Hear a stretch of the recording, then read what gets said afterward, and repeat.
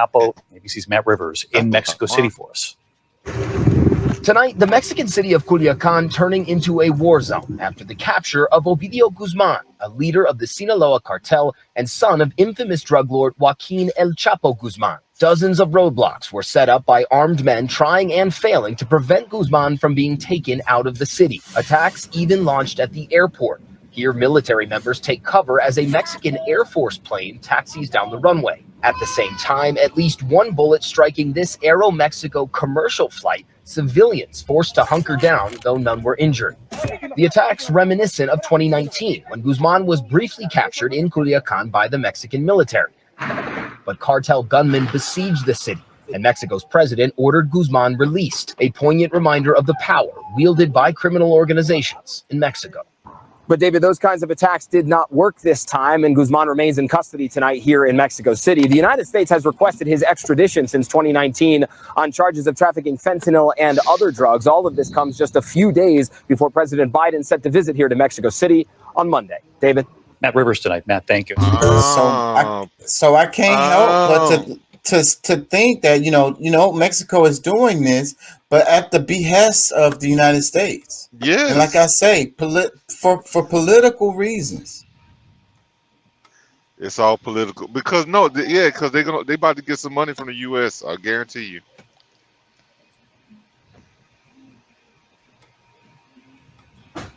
Well, yeah, I mean, we got to give them money because all these poor people, you know, coming through their country trying to come to America. I mean, we owe them because these caravans keep coming through Mexico, right? Right past all 7 embassies that we have that they could stop at. I feel like we owe them, but not because of that. You know. We owe them because we ripping them off with NAFTA and everything. And that's part of the reason why I'm talking about, if you want to fix this, you got to look at the root cause. And then you want to look at jobs. You want to look at economics. You want to look at the living situation of the people. Let me play this. It says, Mexico nabs son of El Chapo before Biden's visit. This is AP.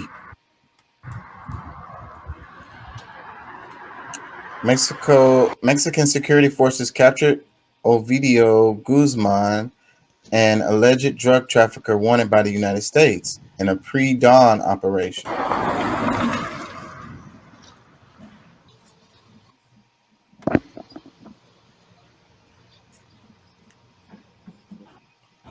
It's like the same pictures. The operation set off gunfights and roadblocks across Western states' capital. It's a trip that is the exact same pictures. Well, no, somebody's down there doing photography and filming, and he sells their footage. Yeah, that's how they make their money. No. Let me tell you something. One thing, because I'm not gonna say that this is not a real attack or this, that, and the other, but we got to remember, like, there's a lot of times we get fooled by these lights, these cameras, and everything else because of the what do they call it when you false flag? Well, it's like a false flag, but not really. Like, it's because if my problem is if you're getting it from the same source, you know, because obviously these pictures all came from the same source. So I mean, I'm not doubting what's happening. It just seems strange to me that, you know, they couldn't get pictures from anybody else. So then that again goes back to the thing where we're talking about the United States and how much they're having to do with this. So, you know, I'm willing to bet it was something related to the United States and how they got these particular pictures, because I'm sure other people were taking pictures. Lots of other people, I'm sure. Cell phone, video. Why they don't have more pictures? Why it's the same ones? Because you're looking at AP, which is the primary news source that all of them draw from. Yeah, that could be. Newspapers, everything. You notice the byline is AP Press.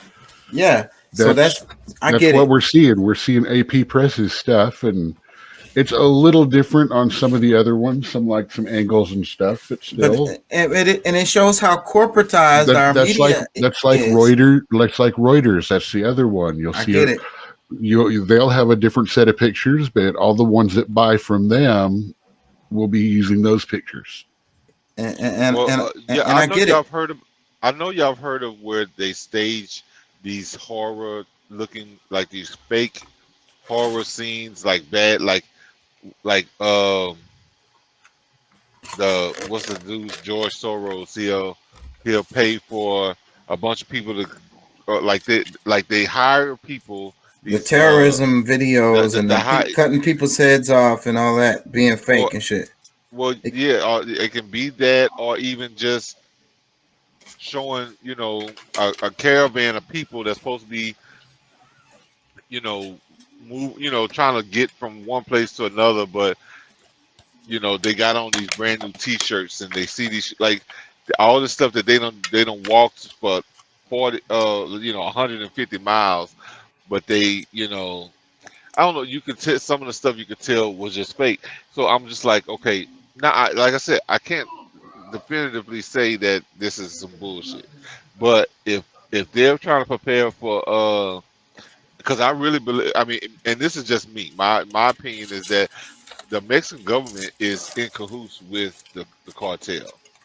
Like they allow and the each other United States to operate. and the United States government. Well, I would say even that, but I mean at this point, if they're saying that certain things gotta happen for Biden to come down there, they gotta show that they've done something worthy of getting the help of the United States, Correct. at least to the people. You know what I'm saying? So Correct. And they probably told them that it probably came down as an order from the United States. We want that. We want to send a message. So get his son. We got his dad. Get his son. because Get I him mean, too.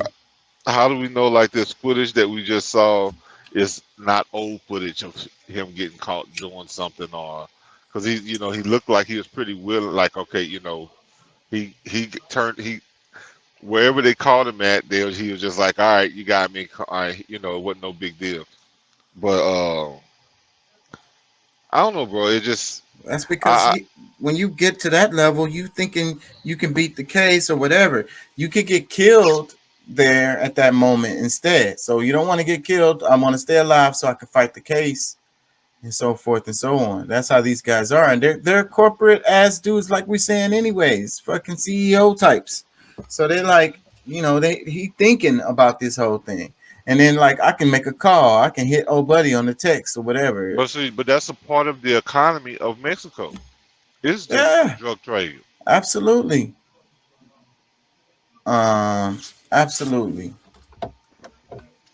So, anyways, that's that story. And I don't think it's fake to give a disclaimer because all down my timeline it was videos from random people because I follow Spanish people on Instagram and there was random ass clips like some of the ones I played earlier, um, just showing random stuff happening. And those were like cell phone video. But that's why I'm saying in the official report though, it was the same damn pictures, same damn videos. But I guess, like Doc was saying, I guess. But then, like wanted to say, that's what I wanted to say. That shows the corporatization of our media and how, like, this Dude, streamline where they don't spend money. 6 companies own 98% of the media. Right. So 6 it's companies. monopoly. And when you have a big company, they're always talking. They always want to cut costs. Guarantee it ain't one of them owned by people of color either. But still, it wouldn't even matter if it was a people of color. Once it gets really big like that, they want to cut costs. So that's how you end up with these same pictures, and that's how you end up because they don't have nobody on the ground. You notice we don't never get like we don't never. It's always just the talking heads, the pundits in the newsroom talking. Like Well, it's I'm not gonna people tell out you. there doing interviews and talking to the people where the shit actually happened. You hardly Well, see any of that. Well, one of the things that happens that I don't think people realize, because just like the numbers he just gave about the who owns 98% of the media, the 2% that's left over that's owned by private companies, Fox and whoever else might be out there, they still buy into the narrative for advertising dollars. So, I mean, I don't think it's going to change very much, even with that 2% being, you know, owned and operated by someone outside of those 6 companies. So, whatever's going on right now, this is what we're getting fed, so that you know, I guess business can continue, can go back to what it was before all this as soon as possible. You know. That's why when it comes to news, everything we eat tastes like chicken.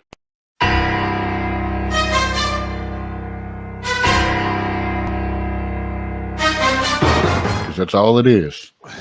Various forms of chicken. Get into this.